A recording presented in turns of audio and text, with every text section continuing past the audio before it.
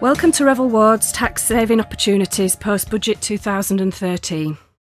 I'm sure that you are all familiar with the budget headlines. It was a triumph or a tragedy depending on the tabloid that you read. George Osborne talked of a budget for an aspiring nation, whereas the press talked of a flatline budget, a fudget budget, or a drown your sorrows budget. Whatever your views, what we did have were a lot of small measures brought in piecemeal, which the government hope will add up to a growth strategy we can all work with.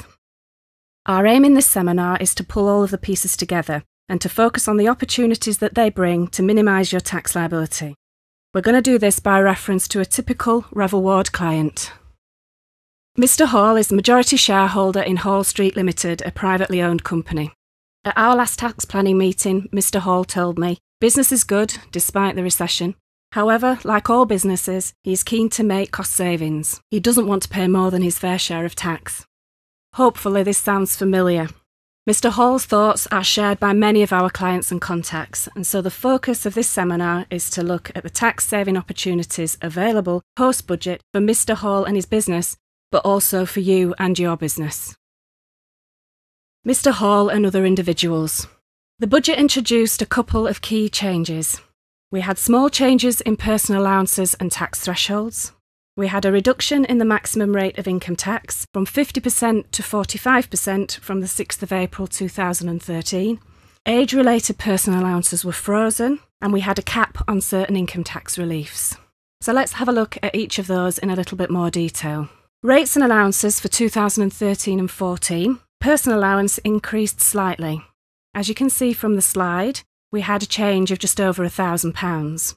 However, bear in mind that the threshold at which you start to pay higher rate tax at 40% reduced by a very similar amount. Moving forward to 2014-15, the big headline grabber from the budget was the increase in the personal allowance to £10,000. Actually, in reality, that is an increase of only £560, and to most people will make only a nominal difference. Anyone who turns 65 in 2013-14 or after is only entitled to the basic personal allowance. Previously, anybody who was aged over 65 was entitled to a higher personal allowance, and the rates were £10,500 for those aged 65 to 74 and £10,660 for those aged 75 and over. These allowances are now frozen at 12-13 levels, so they won't increase any further. The complexity of the tax system gives us something that I've called cliff edges. We have a range of points where we have to watch out for a change. This slide summarises those points. The first point is £41,450. When your income reaches that level, then at that point you're potentially liable to pay tax at 40%. The next banding is £50,000. Then, if you have children, you're potentially looking at a clawback of child benefit payments. The next one after that is £100,000. Once your income reaches that level, you start to lose your personal allowance. Personal allowance is restricted by £1 for every £2 of income above £100,000. By the time your income reaches £118,880, you don't have any personal allowance to claim. The next bracket is £150,000 when you need to start to pay income tax at the highest rate we have, which from 6th of April 2013 is 45%. The final change that I mentioned was the cap on unrestricted tax reliefs. This is an old change. It was announced in the previous budget, but it comes into effect from the 6th of April 2013. Various currently unrestricted tax reliefs will be capped at the higher of £50,000 or 25% of income. Now, the main reliefs that will be restricted are the offset of trading losses if you have a sole trader or a partnership business, and that applies mainly at the beginning of your trade, maybe when you're making losses, and at the very end. Also restricted will be interest paid on loans to buy an interest in a company or a partnership. Other losses made on the investment in unquoted shares, so that might be the investment in another business, will also be restricted by this cap. But anything made under the Enterprise Investment Scheme or the Seed Enterprise Investment Scheme will be excluded. In our experience, the key restriction that will affect more and more people is the restriction to the loss made on unquoted shares. Let's look at an example. Mr. Hall, our client, invested $250,000 in new shares in his son's business. After getting off to a flying start, unfortunately the business has struggled to compete in its chosen market and now can't pay its suppliers. It's therefore very likely that Mr. Hall will lose his £250,000 investment. If he can show that his shares became worthless prior to the 5th of April 2013, when this change comes into effect, he could claim income tax relief up to a maximum of £125,000. If his shares became worthless after the 6th of April 2013, his tax relief would fall.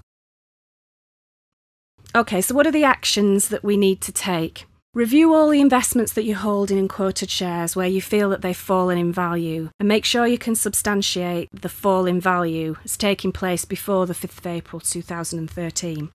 Review all existing loan arrangements to ensure that if you borrowed money to invest in a company or a partnership, these are still tax efficient. And review all capital allowances claims for property business to maximise losses and make sure that you're optimising all your reliefs. Couple of other quick changes to run through that were effective in the budget. Pensions. We have yet further tinkering with pensions. From April 14, the annual allowance reduces from £50,000 to only £40,000. Again, I would recommend that you check the impact of this with your financial advisor. If you work overseas or are thinking of leaving the UK, we have a new statutory residence test which was introduced from April 2013. This aims to clarify residence status for people either leaving or coming to the UK. Again, if you're affected by those changes, you need to speak to your tax advisor. And finally, we had a range of changes aimed at the taxation of residential property worth more than £2 million. Again, if you're in that position and you have any such properties, check with your tax advisor. So overall, what are the tax saving tips for Mr. Hall post-budget 2013? Well, review your pay structure. Even with a reduction in the rate of income tax to 45%, dividends are still preferable to salary for an owner-managed business. Consider making pension contributions or charitable donations to manage the cliff edges that I showed on the earlier slide. For instance, if your income is between $100,000 and $118,000, you're paying tax at an effective rate of 60%. A pension contribution or a charitable donation is a very tax-efficient way to manage out of that band. Consider rearranging income-producing assets between husband and wife. If you have a non-working spouse, paying a dividend to them rather than to you as a higher-rate taxpayer can save a considerable amount of tax. And also consider the tax-efficient investments that we have available, such as Enterprise Investment Scheme and Seed EIS. Investments in these schemes can save income tax of up to 30%.